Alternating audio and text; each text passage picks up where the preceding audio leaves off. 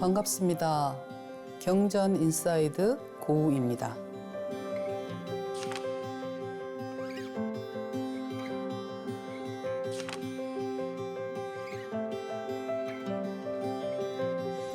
지난 시간에는 부처님께서 출가를 결심하기까지의 과정을 만나보았는데요. 오늘은 출가를 결심하고 궁을 나오는 과정부터 과감히 속세 인연을 끊고 깨달음을 얻고자 하는 시다르타 태자의 이야기를 살펴보겠습니다.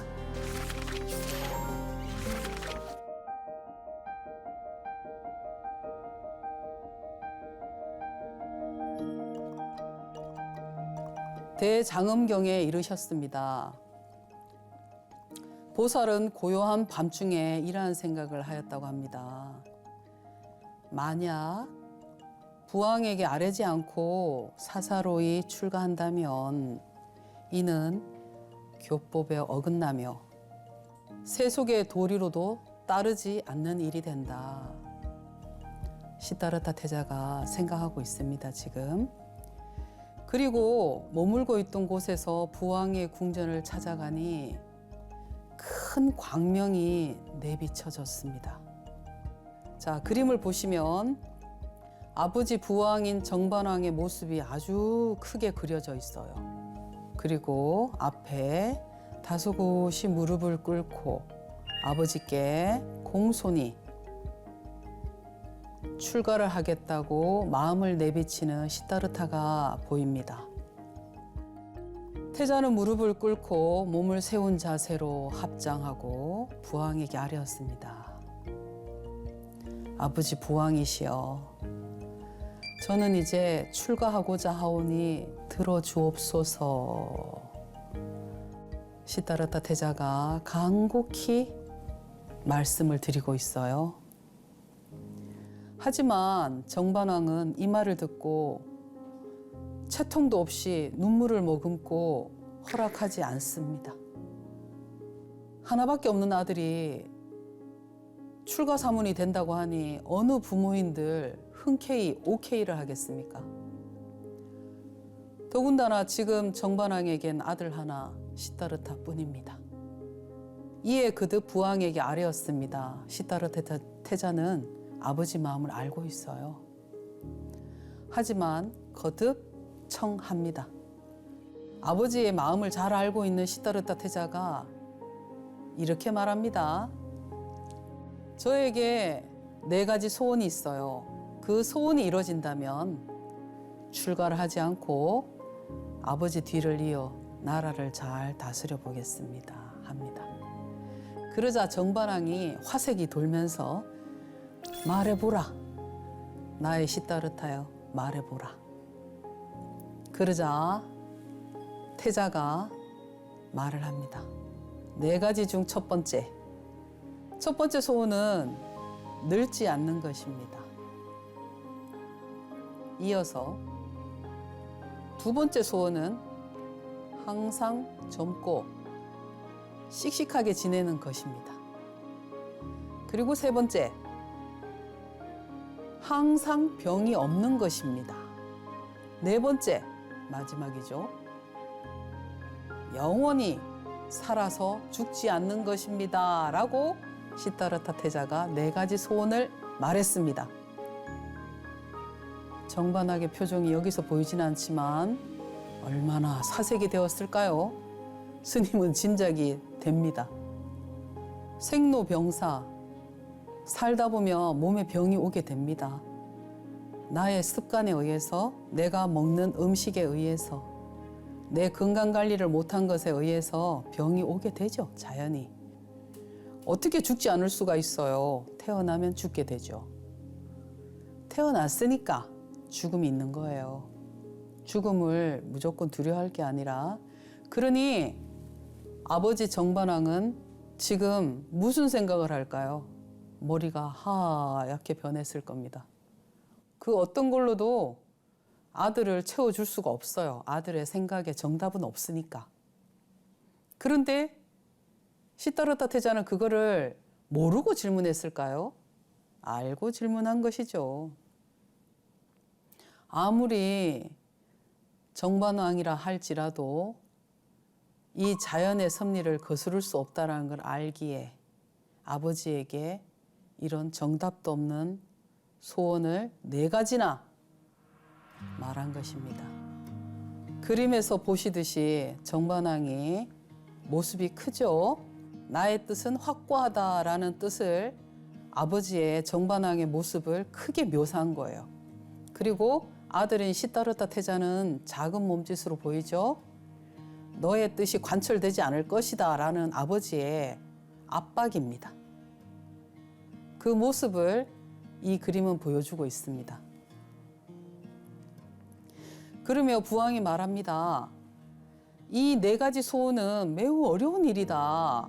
당연하죠. 어려운 게 아니라 실현 가능성이 없습니다. 어떠한 신선세계의 사람이라 하더라도 누가 늙고 죽는 일을 면하겠는가? 맞습니다. 신선들도 수명이 있거든요. 명이 닿으면 타락하게 되어 있어요. 떨어집니다. 왕은 이튿날, 그 다음날 친족들에게 이 어마어마한 이 고민을 털어놓고 방법을 찾습니다. 이렇게 SOS를 요청하죠. 태자가 말이야, 어제 나에게 이렇게 말을 했어요. 어젯밤에 나에게 와서 출가를 하겠다고 허락을 해달라고 합니다. 내가 만약 이것을 허락을 한다면 이 나라를 이어갈 왕손이 없어지는 것이니 어떤 방편을, 어떤 방법을 찾아서 이걸 해결해야 되는데 도움을 주라고 권속들과 주위 왕족들에게 요청을 합니다. 이 말을 들은 친족들이, 주위의 왕족들이 큰 소리를 치죠. 아, 그거 우리가 해결하겠습니다. 그 친족들과 왕족들이 하는 말이 이렇습니다. 우리들이 곧 태자를 수호하겠습니다. 지키겠다는 얘기죠. 꼼짝 못하게. 그렇게 하면 태자가 무슨 힘으로 억지로 출가할 수 있겠습니까? 너무 단순한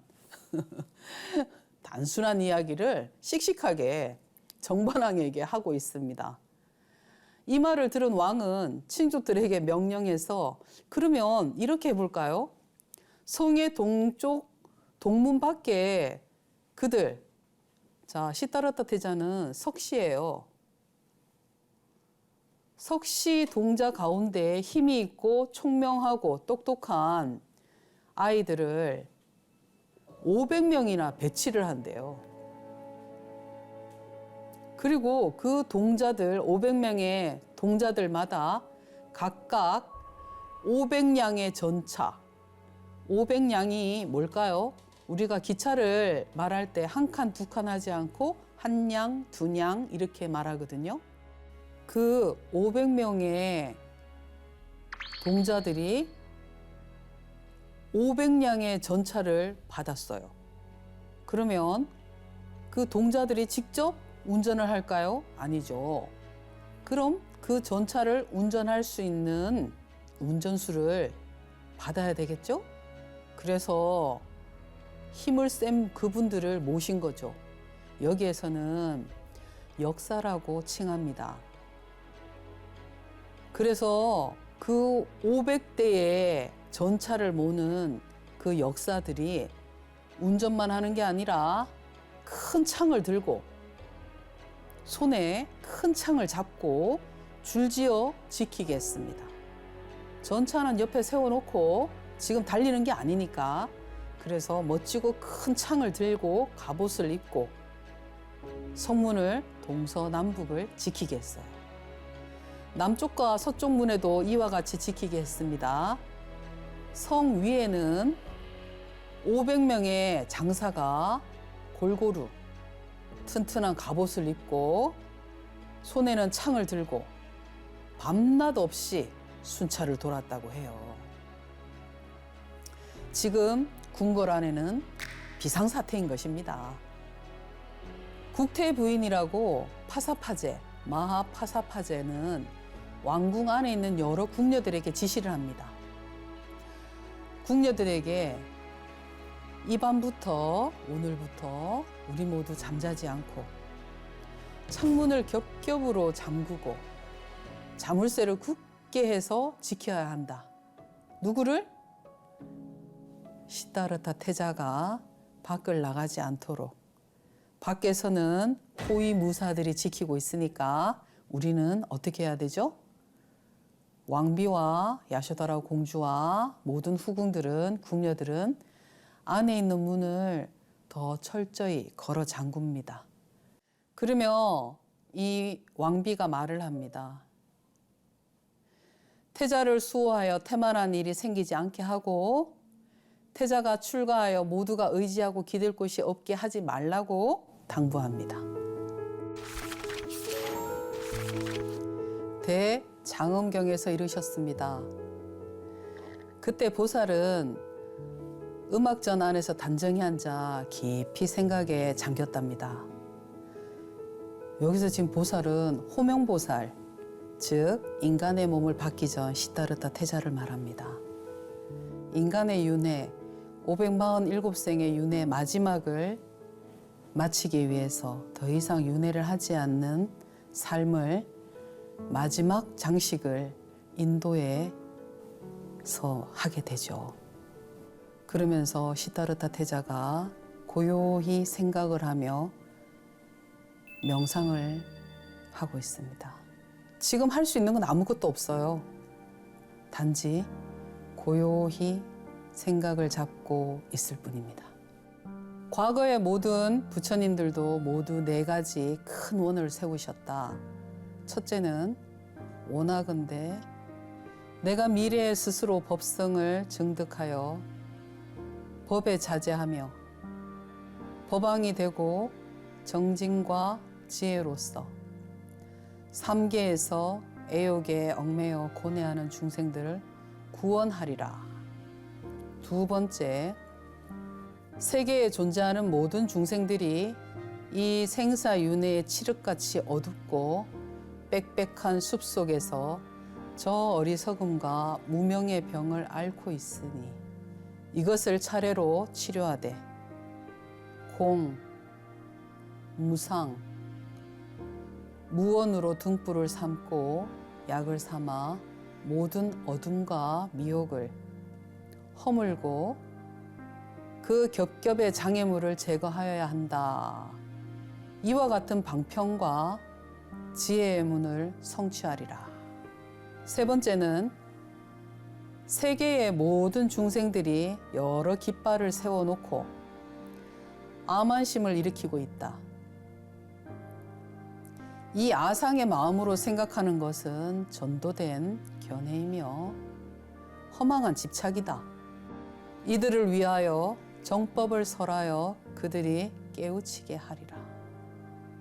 4번째, 모든 중생들이 거처 하는 곳은 적정한 곳이 아니라는 것을 보고 그들이 3세를 홀로 떠돌아다니는 것은 마치 빙빙 도는 화륜과 같고 또한 헝클어진 실꾸러미와 같이 스스로 얽히고 스스로 묶고 있는 것이다.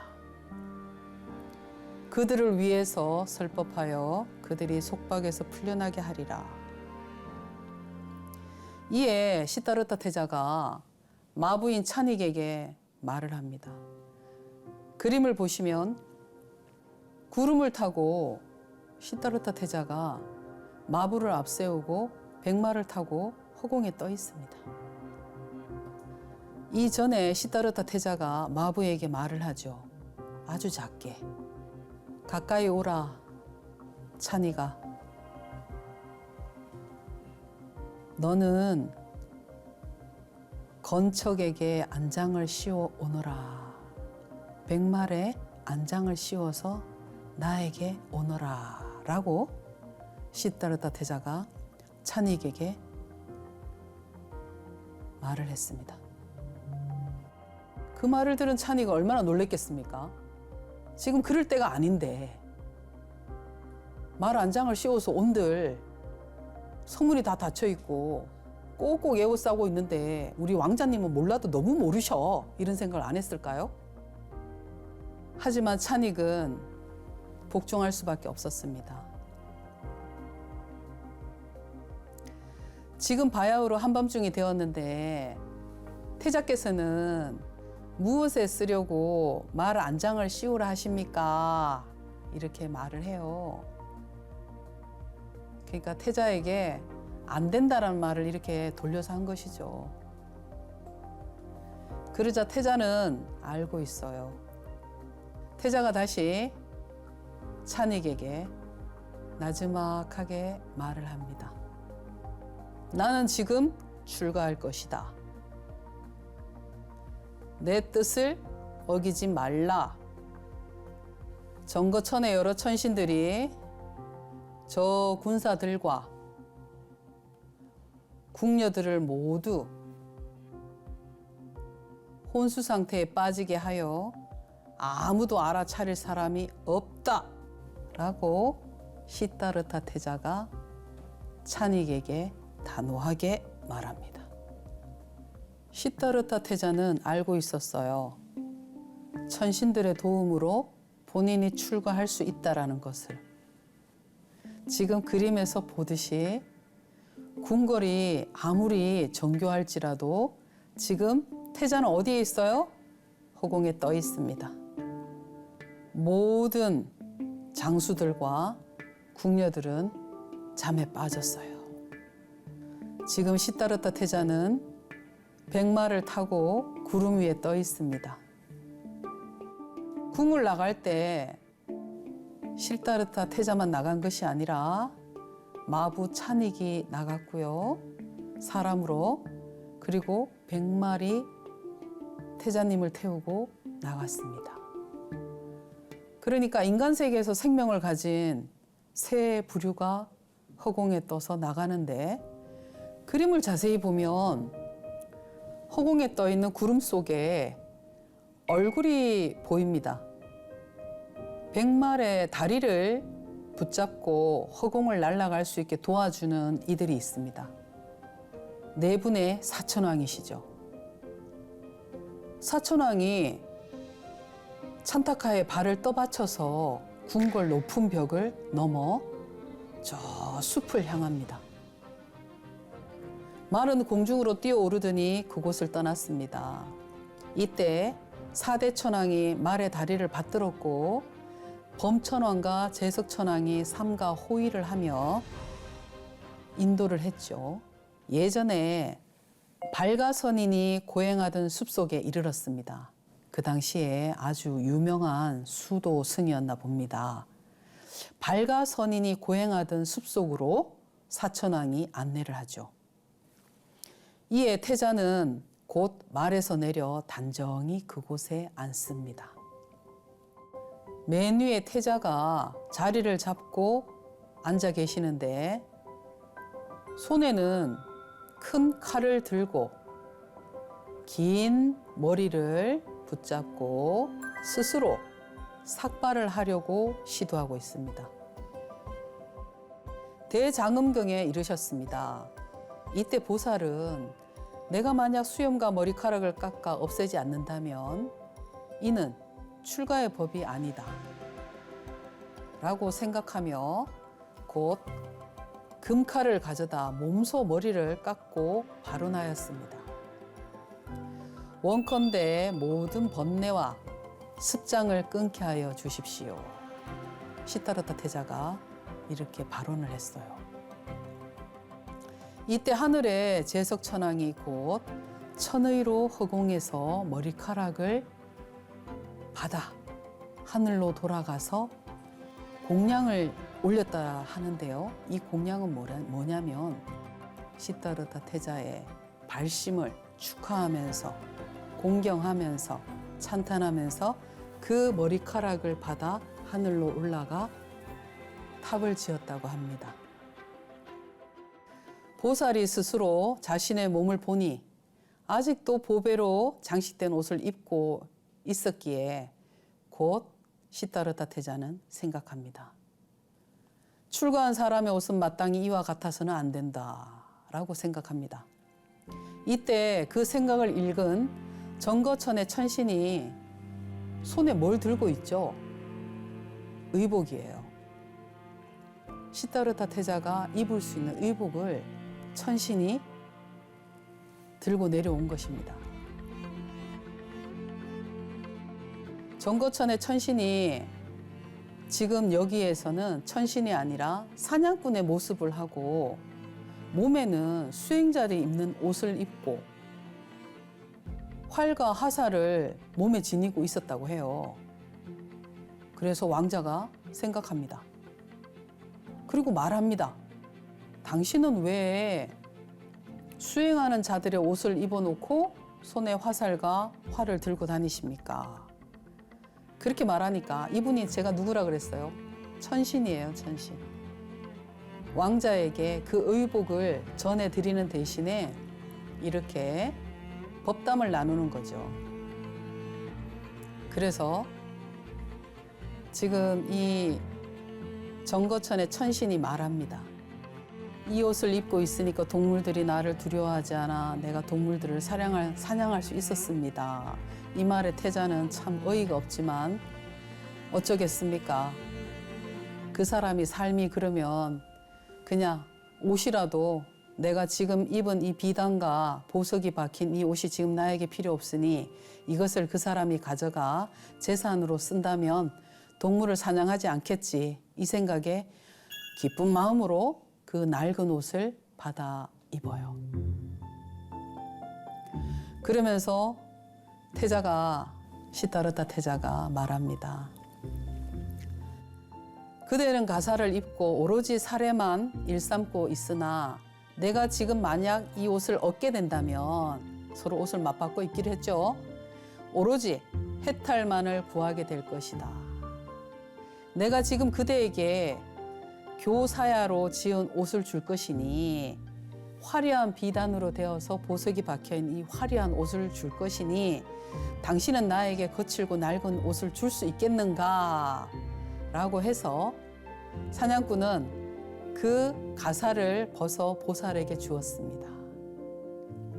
보살은 기쁜 마음이 생겨 곧 그에게 교사야 옷을 주었다라고 되어 있어요. 서로 맞바꿔 입었죠.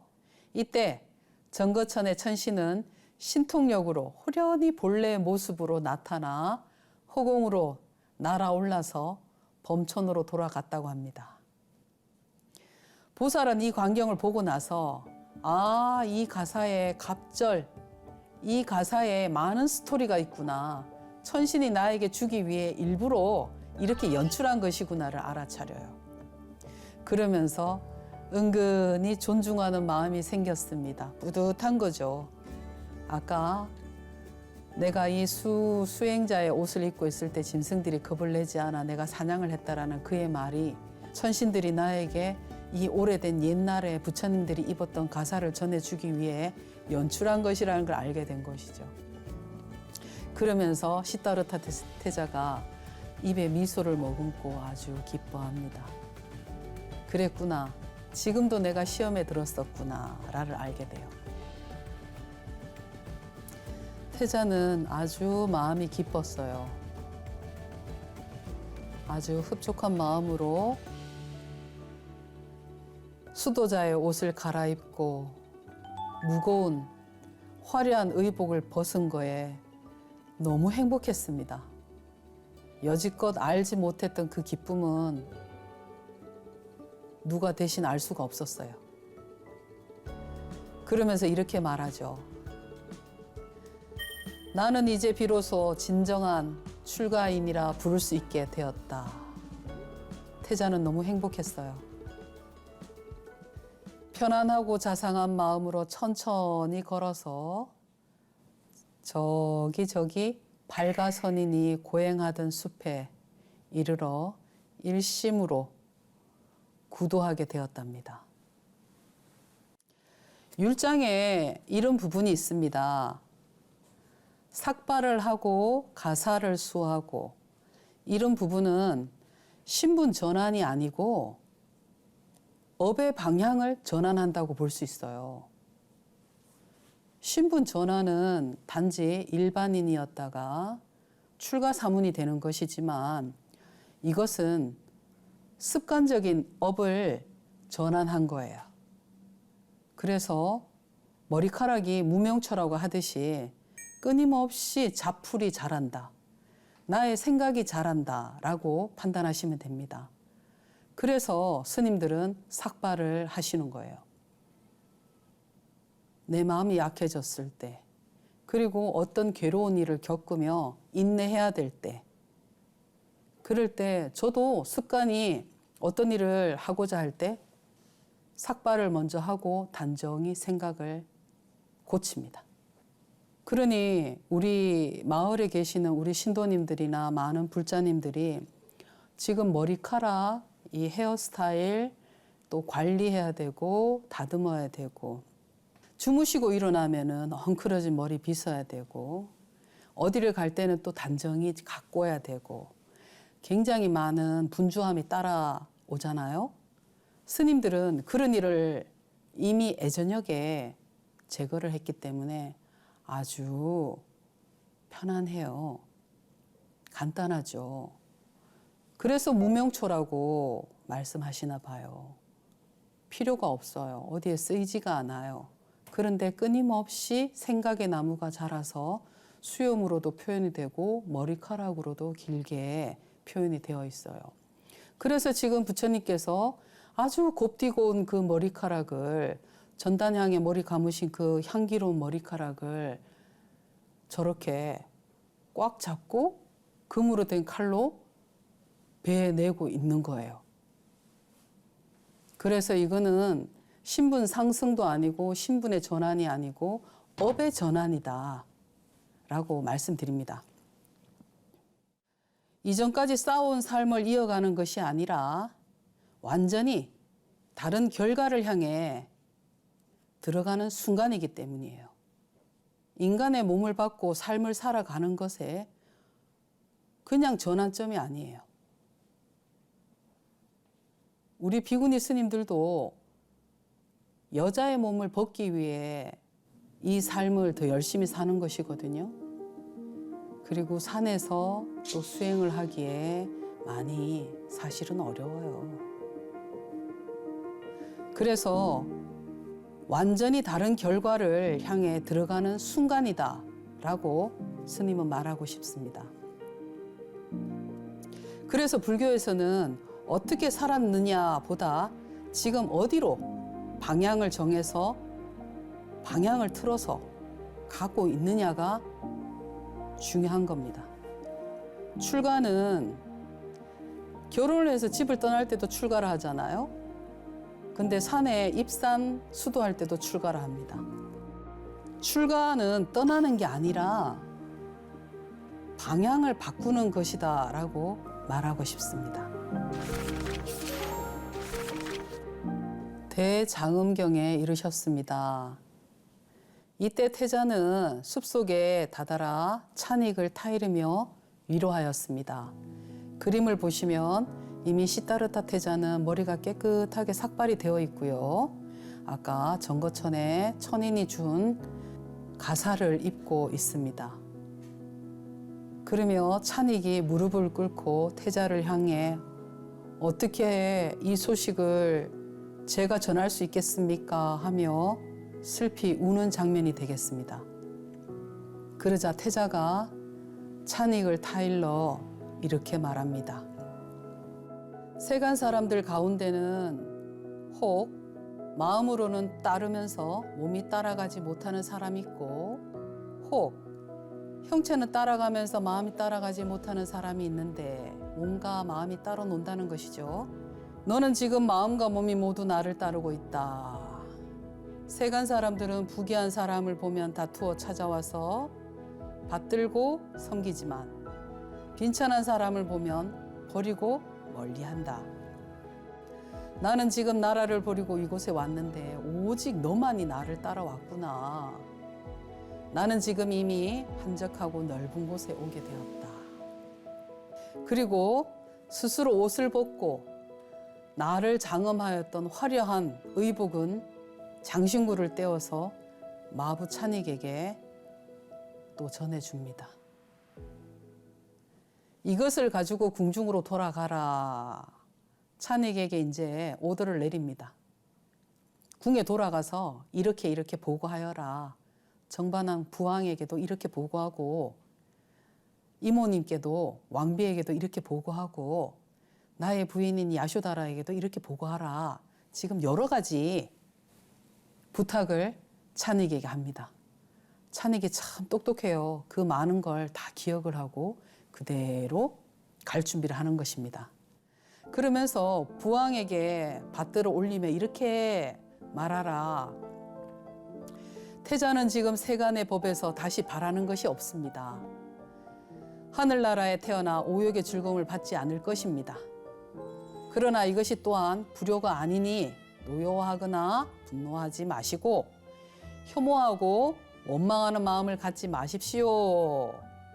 오직 세간의 중생들이 바른 길에 헷갈려 생사윤회의 함정에 빠져 있는 것을 보고 그들 중생들을 발제해 주고자 하였기 때문에 구제해 주고자 하였기 때문에 출가하였을 따름입니다.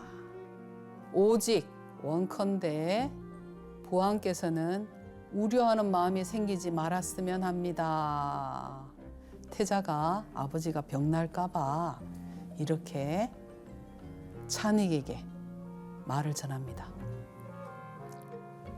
만약 내가 지금 나이가 젊기 때문에 아직은 출가하여서는 안 된다고 말씀하셨거든 내가 나의 말을 방편으로 삼아 밝게 하려라. 이 말을 방편으로 삼아서 밝게 쾌활하게 알려라 이 뜻입니다. 슬퍼하며 알리지 말고 나는 지금 너무 좋으니까 이 생활이 지금 너무 마음에 들고 환희로우니까 너 슬프게 전달하지 마 이 뜻이에요. 아시겠죠? 생로병사에 어찌 정해진 때가 있겠습니까?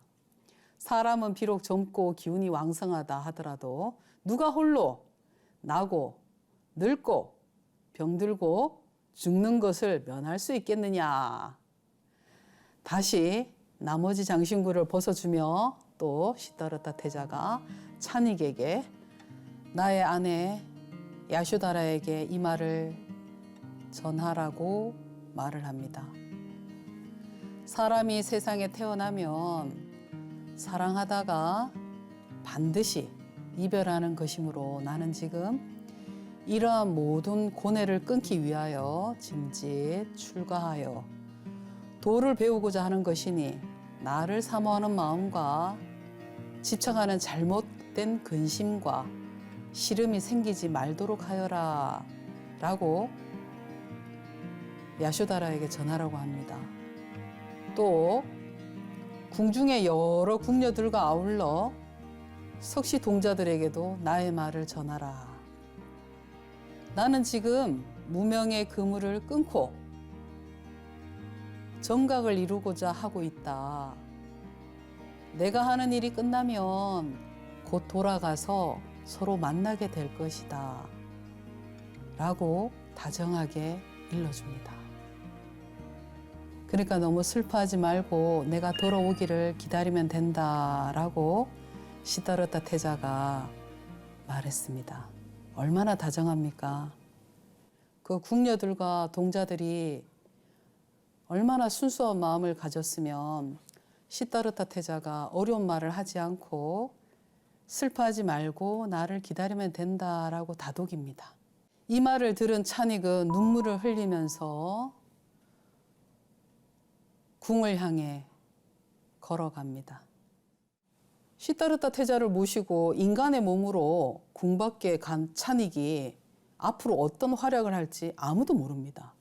이 찬익이 이 중요한 역할을 맡았는데 먼 시간 후에 출가를 하면서 교만에 빠집니다. 그리고 뒤에 서 있는 백말은 천상에 태어나는 복을 누리죠.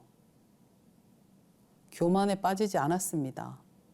백만은 오로지 시다르타 태자를 모셨던 그 인연으로 슬픔에 겨워서 명을 달리하고 바로 천상에 태어나게 된 것이죠. 찬익은 시다르타 태자를 궁에서 모셨다라는 인연을 수행 생활에서도 이어갔어요.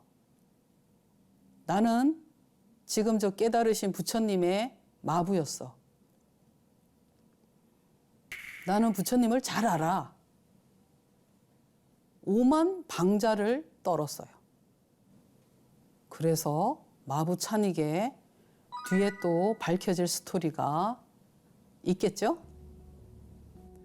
자, 이 그림을 보시면 백마와 마부 찬익이 무릎을 꿇고 두 여인 앞에 있습니다. 이모인 왕비와 공주 야쇼다라가 서 있는데요.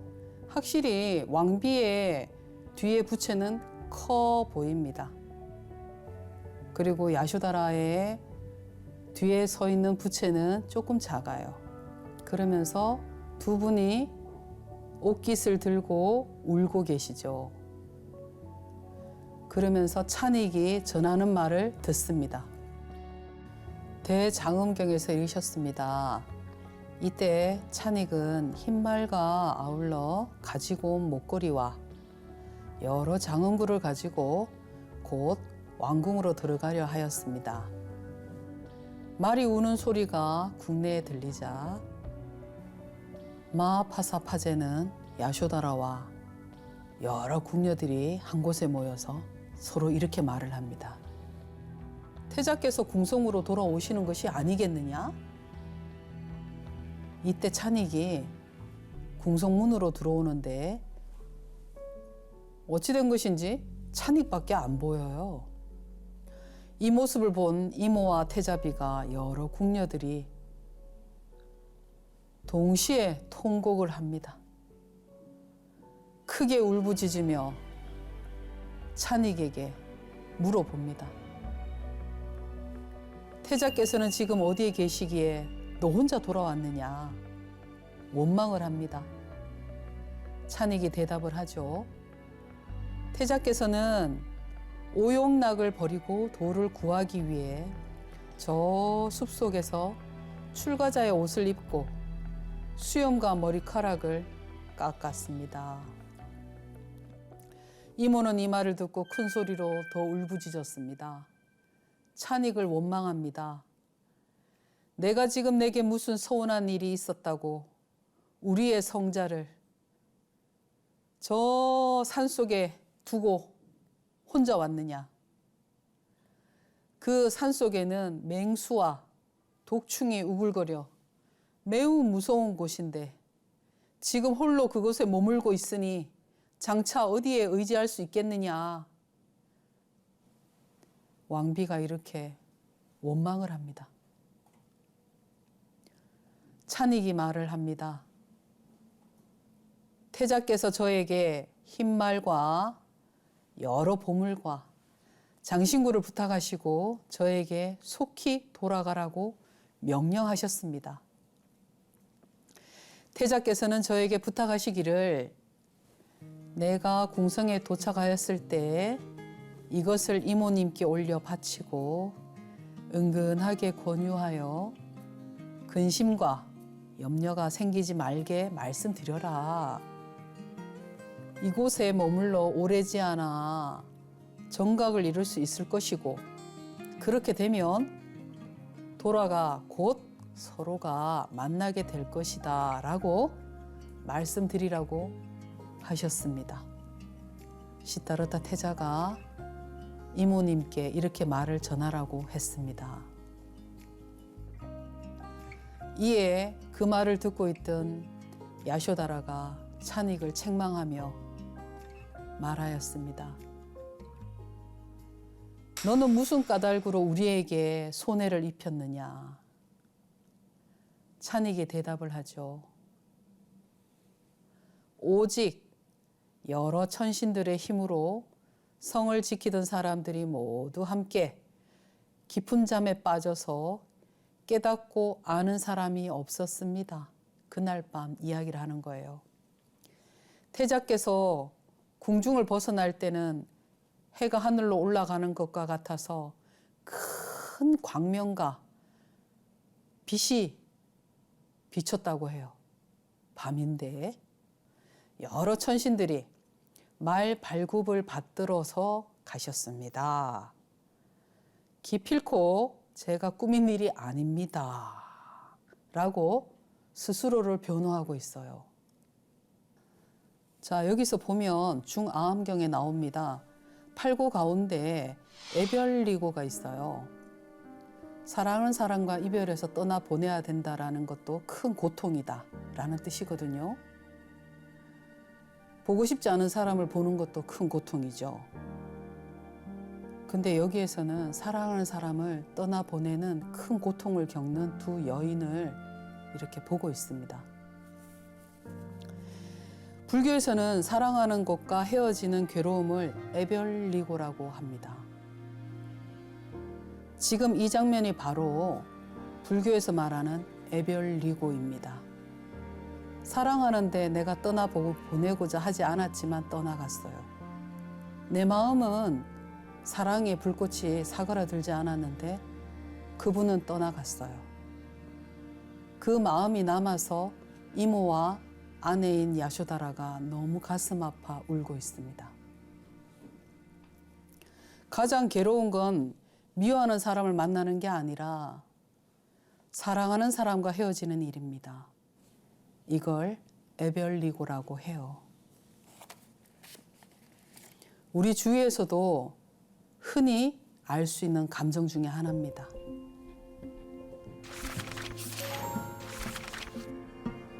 평소 우리는 순간의 화를 참지 못하고 나쁜 말로 타인에게 상처를 주지 않았나 생각해 보게 됩니다.